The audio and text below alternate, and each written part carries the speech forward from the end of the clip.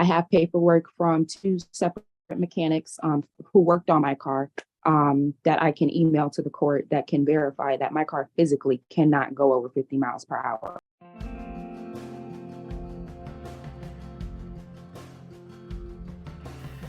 Welcome to Rebel Chaser.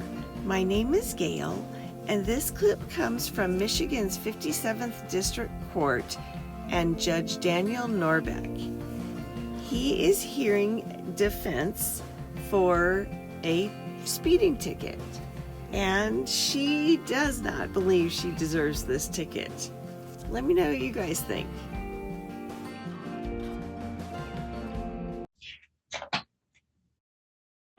All right, Ms. Porter, are you able to hear us? Yes. Okay, this is a citation. It was issued on June 24th of this year on 56th Street there in Lee Township, Allegan County, state of Michigan. So speeding infraction on an actual 50 and a 35 was written as at 11 to 15 over. Ms. Porter, you are here on this citation to do one of three things. First is you could admit responsibility to the citation, or two, admit responsibility, but you'd like to provide some sort of explanation as to how or why this happened, or three, you wish to contest this citation. In other words, fight the ticket at what we call informal hearing. What were you looking to do? Contest the ticket. All right, then the first thing I'm going to do is swear you both in. If you could raise your right hands. You swear or affirm that any testimony you would give here today would be the truth, the whole truth, and nothing but the truth? I do. I do. All right. Ms. Porter, it makes a lot more sense for me to start with the deputy. He has the burden to establish to me why he issued you a citation in the first place. But then after that, you'd have the opportunity to either ask questions or testify in your own behalf. All right? Your Honor. And with that, Deputy, you want to pick up the narrative somewhere where it makes sense, explain the issuing of this citation. All right. So on June 24th of 2023, I was running stationary radar south of 109th Avenue on 56th Street. I looked in my rearview mirror and observed a vehicle approaching my location rather quickly. I activated my radar, and it showed that the vehicle was increasing speed from 36 miles per hour. Next reading I got was 44 miles per hour. The next reading I got was 48 miles per hour. The next reading I got was 49 miles per hour. And the final reading I got was 50 miles per hour as the vehicle was approaching me and then passed the radar unit. And the vehicle continued southbound on 56th Street. The vehicle, while it was behind me, was in the operational beam of the radar. There was no vehicles between us. As the vehicle passed me, I then pulled out after the vehicle and initiated the stop.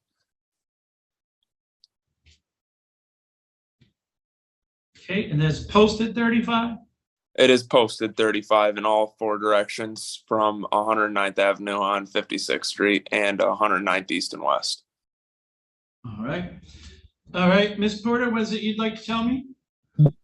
Well, the one thing that I can say is that my car physically cannot go above 50 miles per hour. Otherwise, it'll stall out. I have paperwork from two separate mechanics who worked on my car that I can email to the court that can verify that my car physically cannot go over 50 miles per hour. Not only that, where I don't know, where the deputy was stationed at, it was coming around the bend from the stop sign. So coming around from 109 coming onto, I think 56, or maybe it's mixed around. I physically wouldn't be able to accelerate that much. I would only be able to slow down as I'm turning. Otherwise, I would have gotten into a crash because I also have bad brakes. So I wouldn't have been able to control that traction. My car physically just cannot handle 50 miles per hour. It doesn't even go on the highway. Okay, so ma'am, what is the speed you think you were going? I told the officer, it should be on his dash cam. I said, sir, I wasn't even going 40. He said, why are you going 50? I said, I wasn't, I was just coming around. I told him multiple times that I wasn't going 50 miles per hour. I believe I was going, I don't even want to say 30 because my foot was on the brake. as I was turning around and I saw his car, and I know that I know the officers in this area like to pull me over from when I first moved down here, and I didn't have papers and registration. So I typically just start to slow down when I see them in the first place. So I want to say I wasn't going even 35 miles per hour, sir. I was turning around a corner. I couldn't. Okay. Well, here's the problem. If he's saying you're going 50 and you're saying we weren't even going 35, one of you is incorrect, right? You would agree with that? Yes, sir. I definitely would agree with that. And due to the all right. So, and let me go. What I have to do is find that the officer has met his burden for a speeding citation. So what I'm going to do is question Deputy Jackson. So Deputy Jackson, you said that you were sitting stationary, right? Yes. Did you, when you visually saw a defendant's car, did you think it was going faster than posted speed limit? I do. And then you said it was in the operational beam of your radar and it gave you 36, 44, 48, 49, 50. Did it also tone out? It did, with a high-pitched audio tone.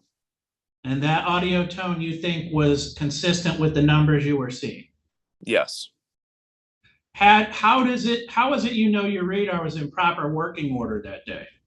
I calibrated at the beginning of my shift independently with my certified calibrated speedometer on my patrol vehicle. And had it given you a problem before shift started, what would you have done as far as writing tickets with that radar that day? I wouldn't have wrote speeding tickets. What if it worked in the beginning of shift, you wrote tickets all day, do you check it at the end of your shift as well? I do.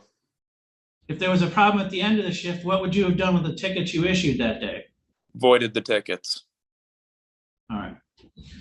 So, ma'am, essentially what he's saying is there's three different things that are happening here. One is he's visually observing your speed. Now, we don't let the officers just sort of guess how fast you're going, but road officers probably are pretty accurate at guessing speed. He's saying he's looking at your car, it's going faster than 35. Then what he's doing is hitting you with his radar that he checks against an independently calibrated speedometer before and after the day's shift. That radar is giving him two things. One is readings that you're accelerating, hit a top speed of 50 as you're approaching his vehicle. But two, it also toned out. If that tone doesn't match the numbers he's seeing, he knows something's wrong. So it's three different things are confirming here that you're going at least that fast. So in terms of informal hearing, well, your argument that your car can't go 50, to tell you the truth, is just a poor argument. Then your automobile isn't fit for the roadway. But I have a 93 Grand Marquis Mercury. I have two separate, well, one's a licensed mechanic, one is not a licensed mechanic, but I have two separate mechanics that can attest to the fact that if my car hits 50 miles per hour, it will simply stall out.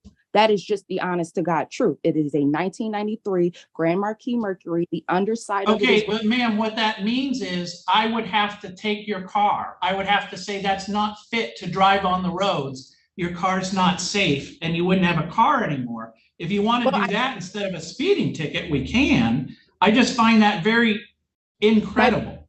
But the brakes are out on my car right now, so my car is unmovable. I cannot drive it. So I do not have a car. So whether you take it or not, it's not, I don't care about it. But what I do care about is getting a false speeding ticket because of an officer that I have previous personal encounters with. That's what I care about. I do care about the fact that the officer stated that I was the only car on that road, and I was not the only car on that road. That was the Pullman Pride Day. Multiple people were leaving the Pullman Pride event at the time that I was leaving the Pullman Pride event as a vendor. So I was not the on that road. It doesn't. So, ma'am, I need you to pay attention to this part.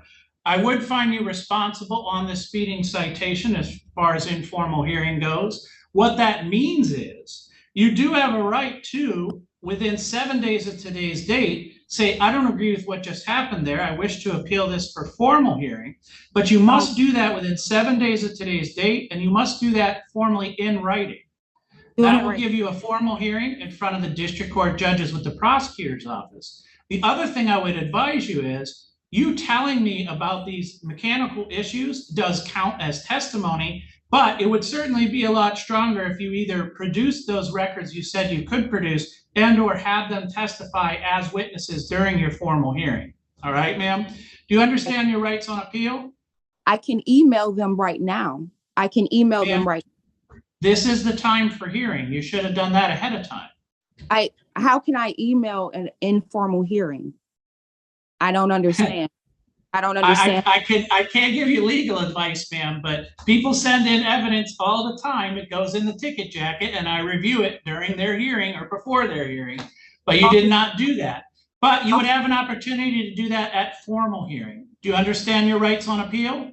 The officer sent in evidence, or did he only send in his testimony? Because it sounds like that the officer is only being believed in based on the fact that he is an officer of the court and not because he sent in any visual evidence that stated that I was the only. Ma'am, I articulated very thoroughly why it is I found the argument credible, the officer's testimony. All right. What I need to know, ma'am, is do you understand your rights on appeal? I understand my rights on appeal and that you are lying. That's fine. And I am going to appeal right now. I need an email address. Thank you. Immediately. Was that your only one? Yes, Your Honor. Thank you. Thank you. Well, she tried a couple different defenses, and yeah, I wasn't really buying my car doesn't go 50 miles an hour. But and then when that didn't work, she switched to this officer is targeting her. But it's kind of funny. Earlier, she didn't know his name, so I can't speak to that. Maybe he is. I don't know. Maybe he's not. But maybe she was speeding. Let me know what you guys think. I will keep an eye out for this if it ever does come up, if her appeal ever does come up. So I'll keep an eye out for it. Thank you for watching.